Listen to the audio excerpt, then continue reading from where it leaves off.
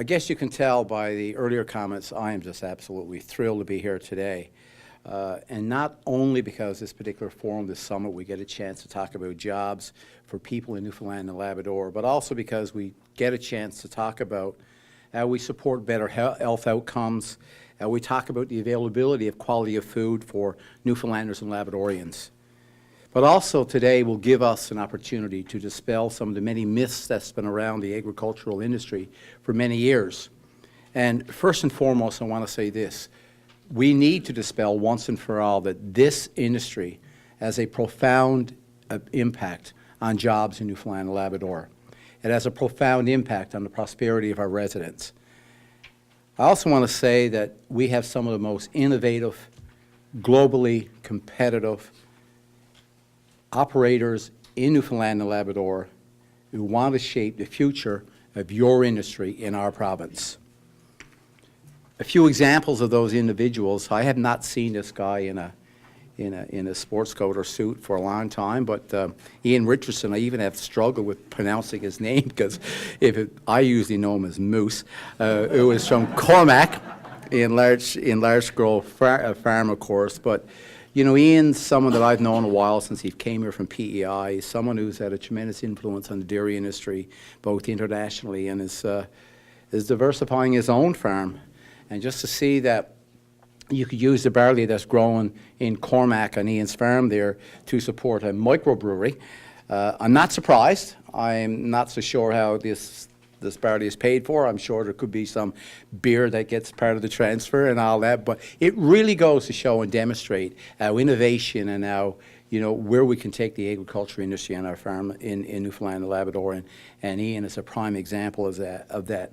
But he's not the only one. I had a chance to talk to Trevor Tulk, who was with us here today, and of course, what he is doing with Be Better on that farm, and actually it was his partner that actually I first met or got to know a little bit better just a few weeks ago as we did a tour in Grossmorn, and which has really set us up quite nicely for the work that's happening right here today. And we all know in this room that, you know, when you look at bees in Newfoundland and Labrador, we are one of the last places in the world to have such a healthy bee population. So Trevor, you know, keep up the good work, and you know, unlike the creativity that we've seen with many farmers, you know, Trevor has been able to see the opportunity that they are working with to actually, and take that in many other areas. You know, if you sell bee equipment as an example, beekeeping equipment, and we saw at the stadium in Grand Falls, Windsor this morning, the kids as they were actually, and should I say, swarming around,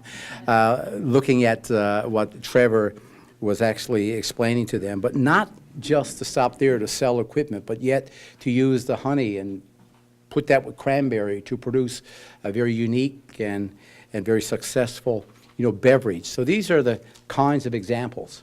But what really struck me too was just to take that to an extra step. And now you use bees as part of a rehabilitation program, as a part of a drug rehab clinic. I mean, that is absolutely fantastic. So Trevor, we want to recognize the great work that you're doing. I had a chance to walk over with Junior Evely, and this is a family that I think that I've known from very early days in my life, and the work that Junior and his son Dwight are doing in Comfort Cove with Triple E Farms. And when you look at a company the size of Loblaws, who has some 2,000 supermarkets in Canada, and they are saying to Junior and Dwight, you grow it, we'll buy it, and we will sell it. And that's the kind of, you know, activity that we want to see, because what I do know about that is that when Junior and Dwight Evely, when they are producing, there's people in Comfort Cove, Newstead, and Camelton, and these areas, and Lewisport, they're creating jobs, and they're creating good, solid, good, nutritious food for Newfoundlanders and Labradorians. And recently, they've responded. They've responded by taking on a very massive expansion of their farm, and that I know you will be successful, and you'll continue to supply more food for people in our province. These are just a few examples. I could see faces in this room, and we could tell successful stories of people that are ready to step up and do what needs to be done to take this industry where we think and we know that it can go. Over this summer, I have had an opportunity to meet quite a few of you, and one of them, I remember a morning as we were on our way back to St. Lawrence with the opening of the fluorspar mine in St. Lawrence. We stopped into Clarenville, and there we had a tour of a market with Krista Reeder Chapman. And I just spoke with her as we were driving. There she is, as we were walking over, and she's telling me that's been very successful in Clarenville. And of course, Mark's Farmers Market, which I hear had a big day again yesterday as they continue to do the work here in Central. But all of this is really what we're seeing as a global shift where people are genuinely concerned about where they get the food that they eat and where that food is grown. It's important to Newfoundlanders and Labradorians. It's important to Canadians. It's important for all over the world. So we need the agriculture industry. We need to make sure that we take the wealth that we know that's there to feed Newfoundlanders and Labradorians. And for me, it's been an industry that has not reached nowhere near its potential.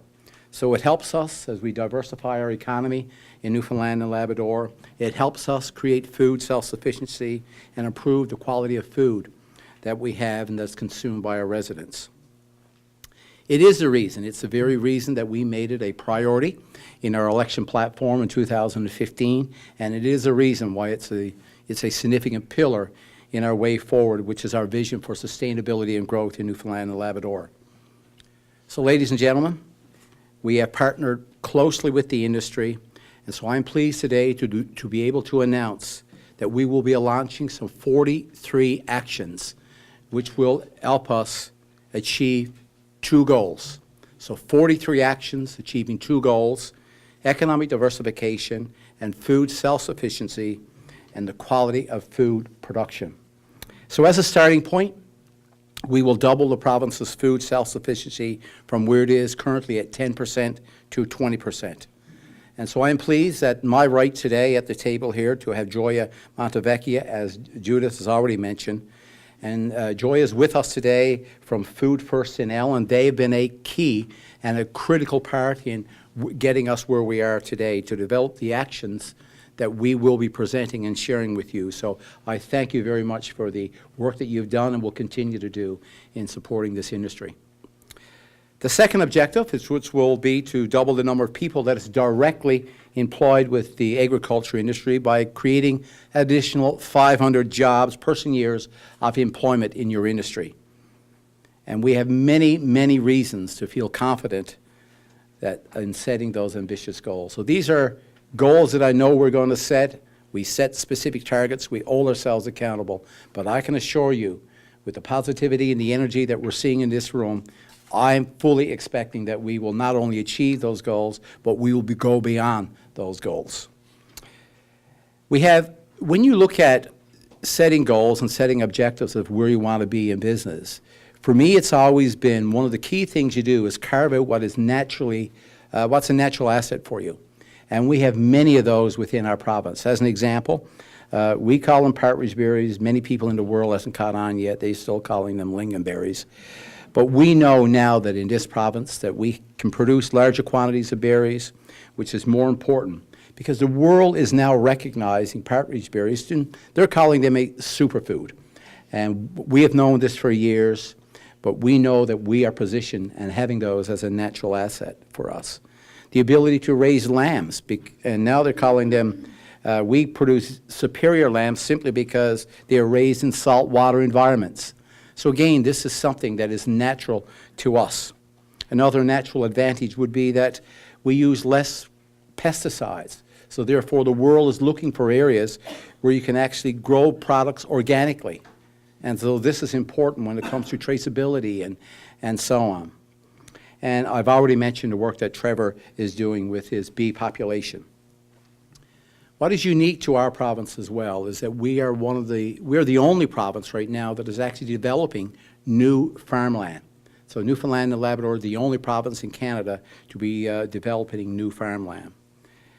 And of course, I had said earlier that we are so fortunate to have some of the most ambitious and innovative entrepreneurs in our province working in the agricultural sector.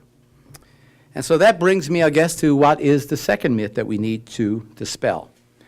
And that is, we know that in the past we've had administrations that relied quite heavily on oil and gas. And oil and gas, let's not forget, will continue to play a large role in the economy of Newfoundland and Labrador. But relying completely on oil and gas is a mistake. And our administration has made a decision that we will look for areas to diversify our economy. On tapping the potential that we see within aquaculture, we had a similar summit of this just a few weeks ago.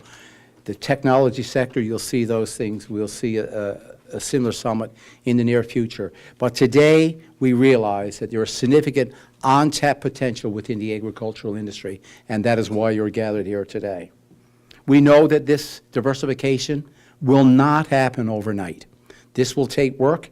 It will take a lot of people willing to roll up their sleeves and get this job done. I've taken the initiative to put a cabinet committee on jobs that will help guide the way, work with our industry leaders in every single region of this province, sector by sector, region by region, and business by business. This is the kind of partnership and relationship that we will know that will strengthen the agriculture industry in our province. And this will bring me, I guess, to what will be really the last myth, and that is that our young people and people from other countries should look outside the province if they want to build bright futures in Newfoundland and Labrador. I do not believe that. I will never support it. And when I look around this room, I can tell you what, that I am bringing the average age up when I look at the young people that we have in this room. So I can see it here. The future is bright for young entrepreneurs in the agriculture industry in Newfoundland and Labrador. And as an example, I'm looking at a young woman has a contagious smile. She was with me in PEI just a few weeks ago as we met with the New England governors and the premiers in Atlantic Canada plus Quebec, and that's Emily Bland. And she will be talking to us today about something that is very near and dear to me, and that's Hmong Enactus. And Emily is very familiar with her work that she's done with Project Succeed, and which is a World Cup winning project. It does it very affordable, and it enables people living in some rural and northern communities to be able to produce produce. And Emily is here today, and you can look at her. She's over there on the left side of that table now, and you can see already why I'm excited that we have such young entrepreneurs in our province. We also have Bennett Newhook, and Bennett sits on my Premier's Youth Council. He's an engineering student, but he has an interest in growing microgreens. This is what gets me excited. He's an engineering student, not just satisfied that he goes to an engineering school that's actually doing a Paradigm Hyperloop, which could actually take you from St. John's to Stephenville in just minutes, but he's here today and we'll be talking about agriculture. So these ideas are just not from Newfoundland and Labrador. We get people from all over the world that are coming to share their experiences from other countries and want to be active in our province. So I'm also pleased today to say that Natalia Prieto Vidal is with us today, and she's doing a postdoctorate research, and she's from Italy. Not from Spain. You're from Spain. Well, I just gave a big shout out to those staff. But we're very close. But no matter where you're from, I know where you're going to stay. And that's right here in Newfoundland and Labrador.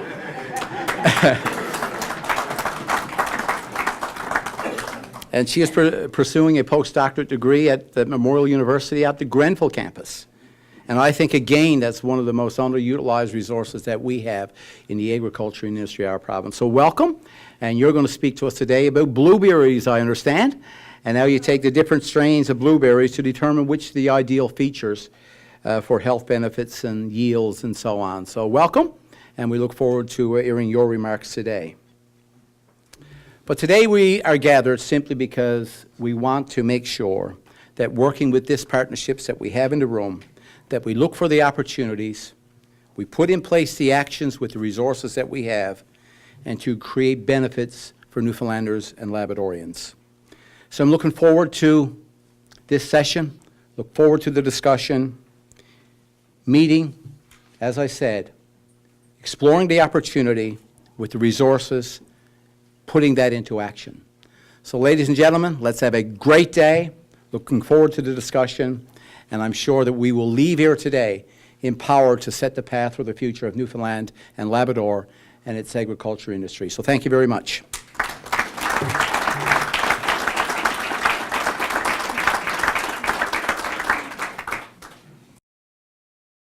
So if you, as Judith said, you can sense the energy.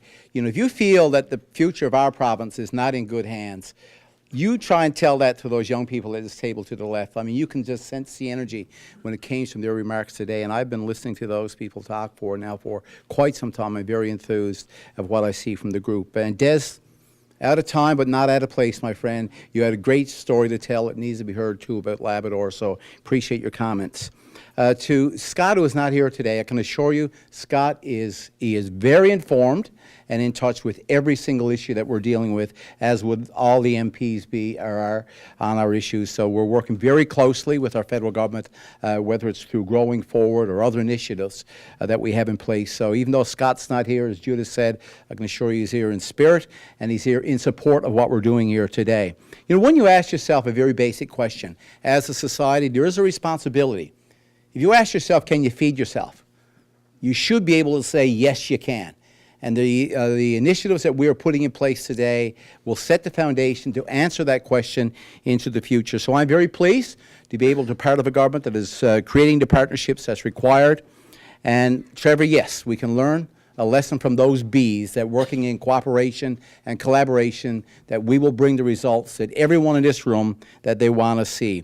I get the opportunity now to introduce to you the video, which will talk about what we can achieve through strong partnerships and the benefits that will come in the future for Newfoundland and Labrador. So thank you very much for this day. I know I'm the only person that's standing between you and your food, so let's get to the video, and thank you very much.